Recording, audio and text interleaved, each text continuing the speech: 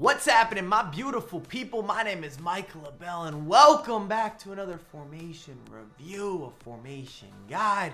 Teamed up with my main man, Obi. He's got the tactics that are going to match up with the 4-3-2-1. We're going to talk about the pros. We're going to talk about the cons. If you enjoy the content, drop a thumbs up and talk to me in the comments. Really talk to us in the comments. What are you saying about this formation? What do you like? What do you dislike? What other formations do we need to talk about? Tactics, tips, all the above.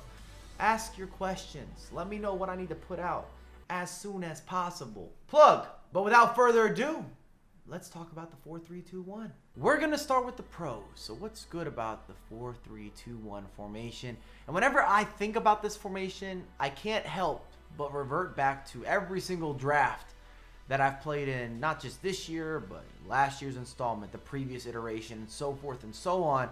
It's an incredible draft formation. It just seems as if the draft has a little bit quicker gameplay, and I'm not saying that it should be that way. I'm not justifying that the draft gameplay feels different than division rivals or feels different than the weekend league, but at the end of the day, it does. And the 4-3-2-1 as a pressure-based formation, as an aggressive formation, just a formation that can overwhelm someone. And when you have the premium quality players that you're going to receive in a draft, that partnership, that collaboration, that team effort, synergy, all of the above, it works. It really and truly works. And you're able to get in behind and score a lot of goals. And it just seems to be a more simpler game mode in some ways, especially when you're going forward.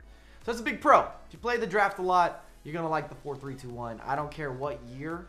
I don't care what installment. I don't even care how your gameplay is naturally infused, because I don't love this formation for me personally if I was playing the weekend league or if I was playing division rivals, just because I'm such a logical thinker. There's a YOLO button to the 4-3-2-1. I know my mini rant kind of covered a bit of a mix of the pros, but it's very fast-paced.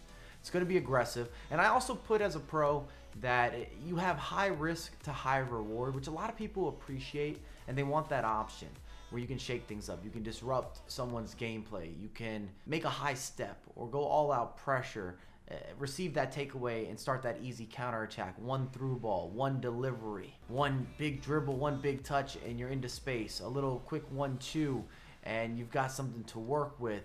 And it just puts so much pressure on your opposition on the defensive duties, especially if they're not good with possession. If they're handing you the ball, then you're going to have a field day.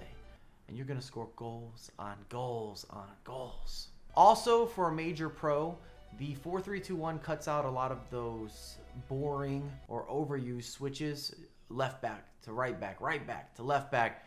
It's going to step into space there. It's going to make them go forward, make your opponent have to attack. You might have a little bit of some issue in the midfield once they get past the halfway line in terms of the same types of pressure, but it's not going to be a bore fest. You're not going to be snoring. You're not going to be sleeping through matches. Now, when I'm talking about the cons, so we're looking at the negatives, I touched on it very briefly, but I'm a structured thinker, and over a long period of time, the 4-3-2-1 just does not appeal for someone who is looking at gameplay very logically in terms of spacing, triangles, supporting runs, looking for a more methodical approach to playing the game. Just that classic structure, very football mindset where you're thinking, okay, I'm going to move this player here, then I'm going to go here, then I'm looking in behind. That's not the 4-3-2-1.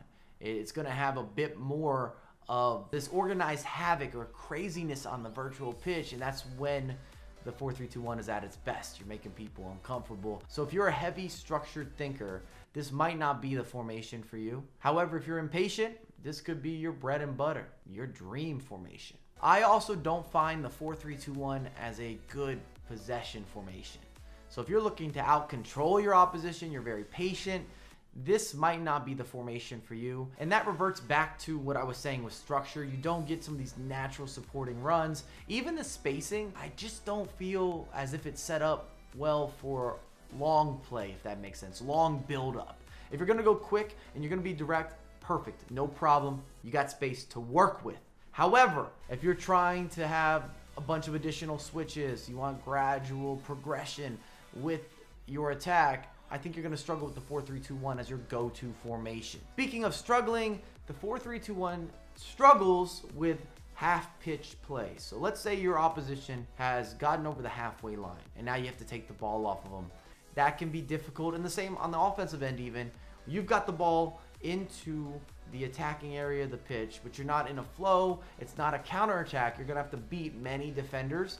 I do find that some of those passes and the overlapping runs just don't seem to be as logical or as organic as I would like in this formation. Thanks again for watching. If you enjoyed the content, make sure to drop a thumbs up. It's free to subscribe. Head on over to Ovi's channel, get all the tactics, the instructions, everything that matches up with the video, and I'll have a lot more content come for you ASAP.